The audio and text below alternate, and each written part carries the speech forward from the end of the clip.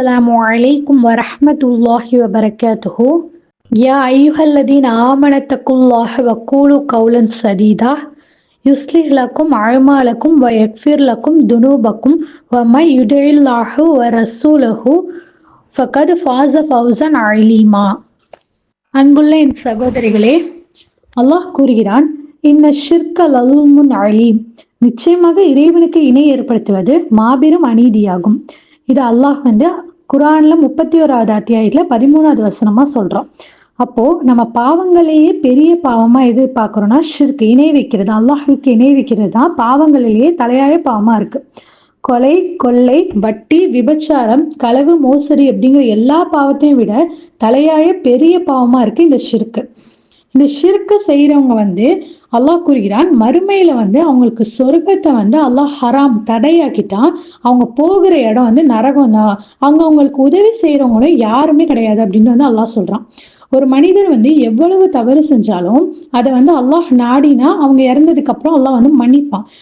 அவங்க துவாவே கேட்கல, பிரார்த்தனை செய்யல அப்படின்னாலும், அவங்க அந்த தவறை நினைச்சு வருத்தப்படலை, அல்லாஹ் கிட்ட மன்னிப்பு கேட்கலங்கனாலும் அல்லாஹ் நாடியவர்களை அல்லாஹ் மன்னிப்பான்.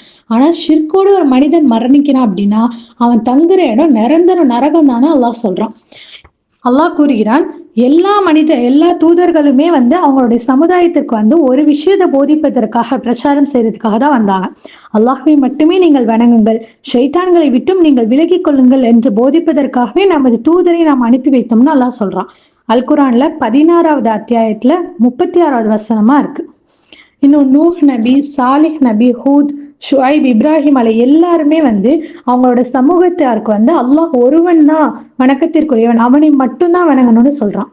இந்த ஷிர்க் அப்படிங்கிறது என்னன்னு பார்த்தோம்னா, இப்போ இந்து மதத்தர்கள் காஃபிர்கள் சிலைகளை வணங்குவாங்க. இந்து மதத்துல உள்ளவங்க, கிறிஸ்தவர்களும் அப்படிதான், இயேசுதான் அல்லாஹ் அப்படின்ட்டு, இயேசுதான் இறைவன் சொல்லிட்டு அவங்கள சிலையா வச்சுட்டு அவங்கள வணங்குவாங்க.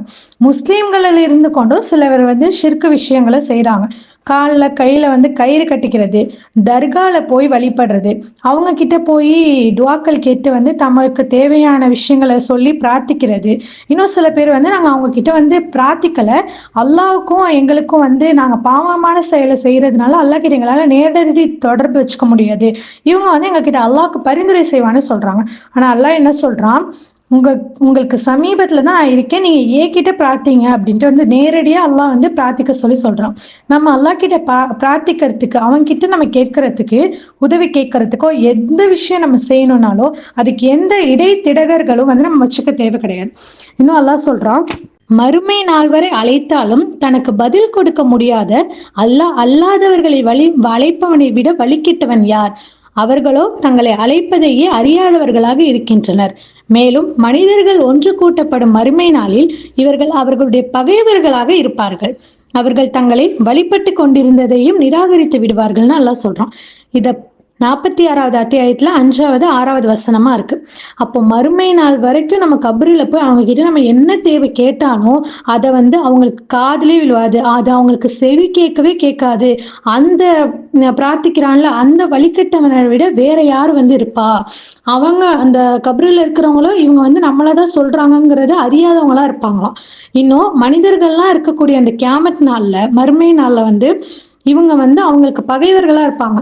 அவங்க இவங்க என்கிட்ட கேட்கிறபடி நான் சொல்ல அப்படின்ட்டு போயிடுவாங்க. அப்போ அந்த இடத்துல யாரு குற்றவாளியா இருப்பா? நரகத்துல நிரந்தரமா தங்குறவங்களா யாரு இருப்பானா, கபரில சென்று அவங்களுக்கு தேவையான விஷயங்களை பிரார்த்திச்சாங்கல்ல அவங்கதான் அவங்க இடத்துல ஷிர்க் விஷயம் செஞ்சு நிரந்தர நரகத்துல இருப்பாங்க. எனவே இந்த மாதிரியான பெரிய பாவமான பாவங்களிலேயே தலையாய பாவமான ஷிர்க் விஷயத்துல நம்மளையும் நம்ம குடும்பத்தார்களையும் உறவினர்களையும் அல்லாஹ் பாதுகாக்க வேண்டும் என்று துஆவுடன் எனது இந்த சிறிய உரையை நிறைவு செய்கிறேன். வாஹிர் தவானா அல்ஹம்துலில்லாஹி ரப்பில் ஆலமீன். அஸ்ஸலாமு அலைக்கும் வரஹ்மத்துல்லாஹி வபரகாத்துஹு.